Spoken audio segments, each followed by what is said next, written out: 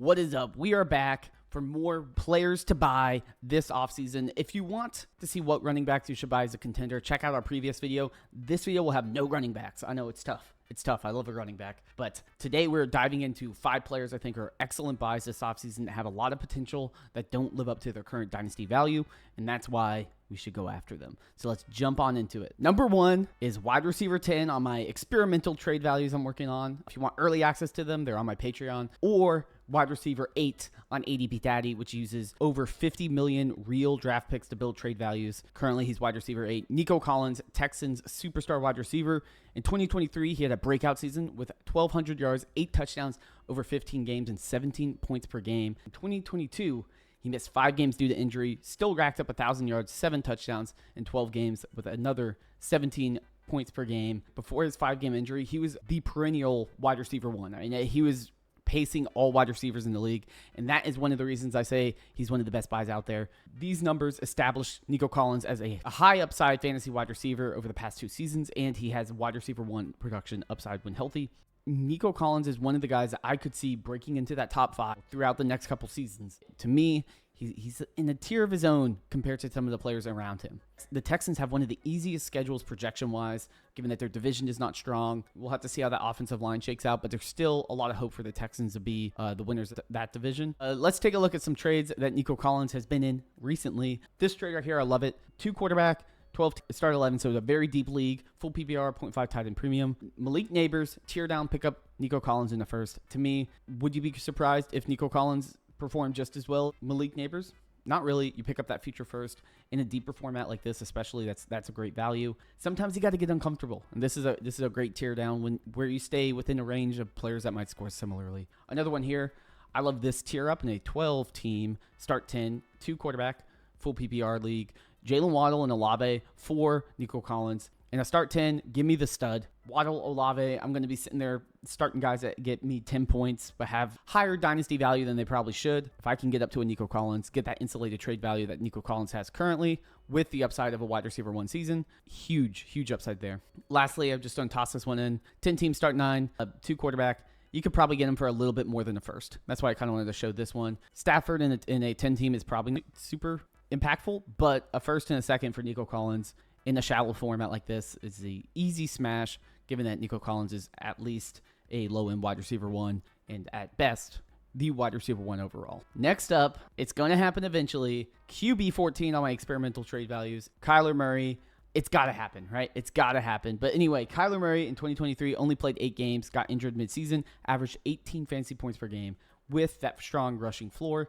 2024, he regressed a tiny bit, 17.5 points per game, but he did have nearly 4,000 passing yards, 21 passing touchdowns, and 5 rushing touchdowns. He is just Mr. Consistent in terms of, I'm going to give you low-end QB1 upside. Obviously, we hope for more, but just given his price currently, falling in a lot of drafts, he's still 27, rushing upside. He did also say he wants to rush more, which we don't know if that will actually happen. I'm not betting on that, but I think his price currently is a great price for someone that could have high QB1 upside, but probably will still finish as, QB 10 through 14, and you'll be confident with that without having to pay an arm and a leg to go up and get, one of the bigger names. So let's look at some of the trades that happened. Here's a tier down in a 12-team start 9, going from Drake London to Kyler Murray and Godwin. I like this deal, especially if you need a quarterback. If you're sitting there and desperate, Kyler you can lock in to a 12-team start 9, feel good about. And then Chris Godwin honestly might score similarly to Drake London. We saw him score really well last year. Obviously, there's the injury concern, so you're getting a little bit of discount there. But if you're kind of a win-now team, you don't really need to hold on to that long-term dynasty value that Drake London has. Being able to have a Chris Godwin for a year or two, as well as getting Kyler Murray, that's a great deal. Next up, we got a Superflex 10-team start 9, full PPR. Kyler Murray for Bateman in a late first. And I think I just put this in here because I think some leagues you can get it done. People are low on Kyler. A late first plus basically anything to get Kyler Murray is a steal, even if this league is shallow. I mean, honestly, that probably adds to it even more, that it's like a 10-team start 9, meaning that 110 and Rashad Bateman especially aren't impactful at all in that format. Lastly, let's take a look at this one. We got Kyler Murray and James Cook for Jordan Love and Kenneth Walker. To me, I could make a Jordan Love overrated video if I wanted. Being able to just pick up Kyler Murray, I think you could probably do a little bit more, maybe get like a pick back or something, like a second, because you're kind of just doing a running back quarterback swap. But in general, I'm fine going from a Jordan Love tearing down per se to Kyler Murray, picking up an upgrade at James Cook, which some people might think. I know they're kind of similar. But to me, I see Kyler Murray in the same range as Jordan Love's value right now. I would prefer Kyler Murray. Next up is our problematic wide receiver one for the Kansas City Chiefs, Rashee Rice. He's wide receiver 16 on the experimental trade values I'm working on, and wide receiver 17 on ADP Daddy. In 2023, he had a strong rookie campaign, nearly 1,000 yards and 7 touchdowns over 16 games, 13 points per game. Okay, like cool, but not amazing. 2024, before his injury, he was at a breakout pace. He had nearly 100 yards and 17 points per game through 4 games. So impressive start. Everyone was hyping him up a lot. Obviously, his season was cut short by injury. He also has off-the-field issues, but he's still a high-impact fantasy asset when active. And one thing that makes me bullish on Rice going into 2025 and beyond is if we look at where he was getting a lot of his usage, it was between the numbers, 5 to 10 yards down the field. And if we look at where Travis Kelce was getting a lot of his usage, it's in the same range. When they started, Rice was dominating between the numbers, even with Kelce there. Kelce's obviously aging. He's not as useful as he used to be. I expect Rice to continue to take over that role in the offense. And that, as we know, is a very profitable role from the fantasy football sense. Just a lot of targets to come his way. So let's take a look at a couple trades. First up, we got Rashee Rice and Aaron Jones for the 107. I think this is just kind of like a fair trade in the sense of he's worth probably a mid first. And to me, that's great. If I can get a mid first, but sometimes people underrate him, I'm going to do that. I like this trade as well. You pick up an Aaron Jones. Even though the league is shallow, a 1 QB, 10-team start 9. Aaron Jones and Rashee Rice are 2 players that are probably going to crack my lineup, especially Aaron Jones is a flex play as well. Give that to me all the time, especially if I'm contending. In a 12-team start 10 super flex league, Garrett Wilson for Rice, a second and a third. There's similar ranges of value and upside. If I can get a second and a third added to Rice, sure, I'll take on the risk that he might get suspended 6 games or something. Rashee Rice, he's still super young, tied to the best quarterback in the game. I don't need to convince you that Mahomes is good and that offense is going to be decent. Next up, we got our boy Marvin Harrison Jr. Can you tear down from Marv, pick up Rice in the first? Easy trade to do, even though it's a shallow league, right? 10-team start 8, 1 QB.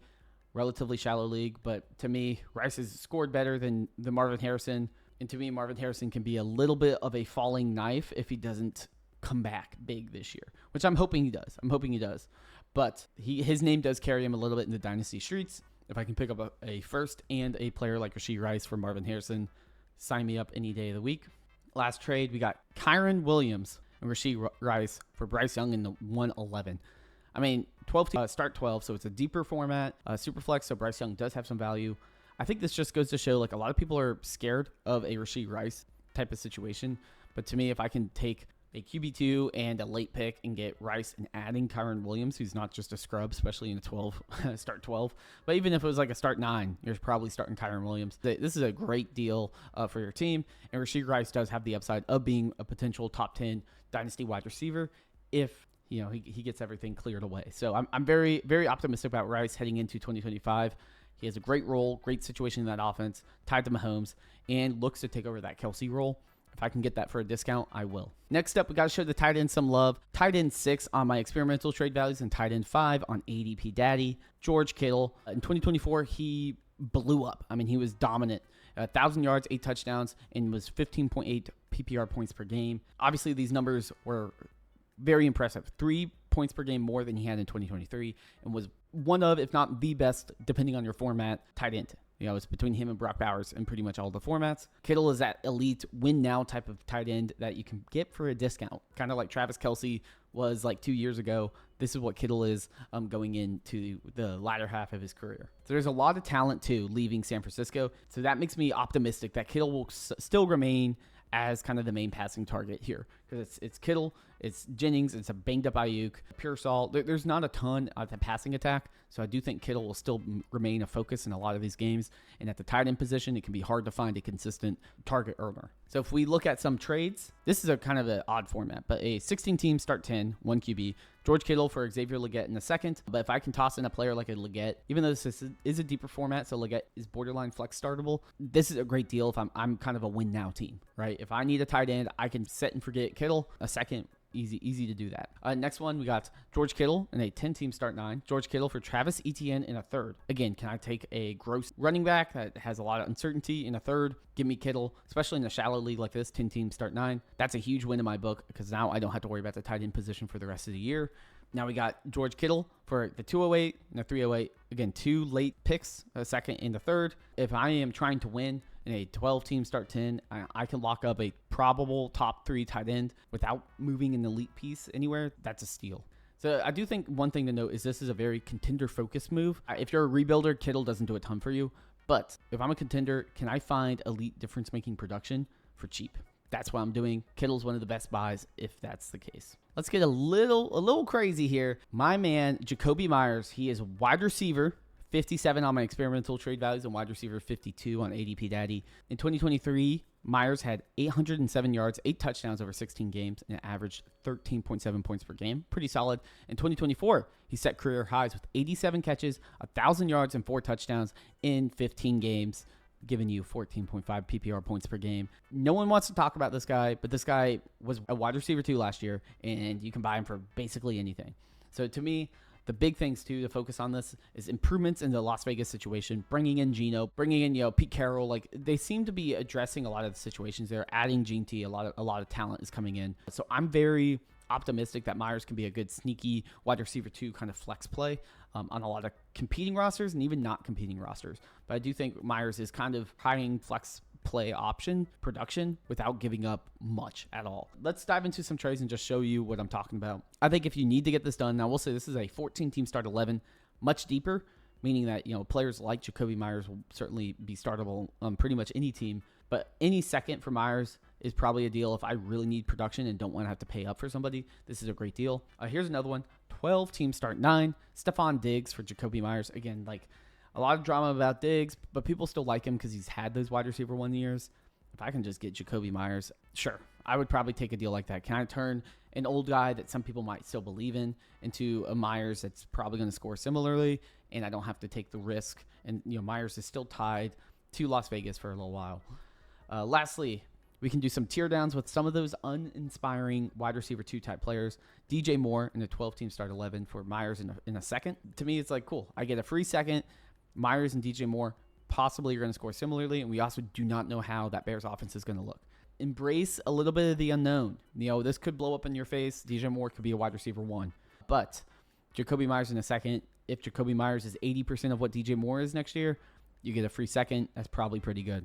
So those are the types of deals I'm looking. Especially Meyers is a perfect piece to kind of round out the bottom of your roster and help you get some depth without having to break the bank for it. Anyway, that wraps up my 5 non-running back buys. I could go on forever about that. If you like what you saw, you know what to do on YouTube. But definitely check out Dynasty-Daddy.com. It's the best free fantasy football resource. I am a little biased because I have worked on it for like 4 years by myself. So check out, join the community in the Discord and all that. It's completely free. And also, if you have your own trades that you want to get advice on, check out our live streams every Tuesday at 9 p.m. Eastern. Me and Will, we dive in, break down everyone's trades. It's a fun time. It's a great time to hang out. I mean, we're trying to build a little bit of a fun community there. So definitely check that out. And again, if you've stayed this long, I appreciate it, and I'll see you all next time.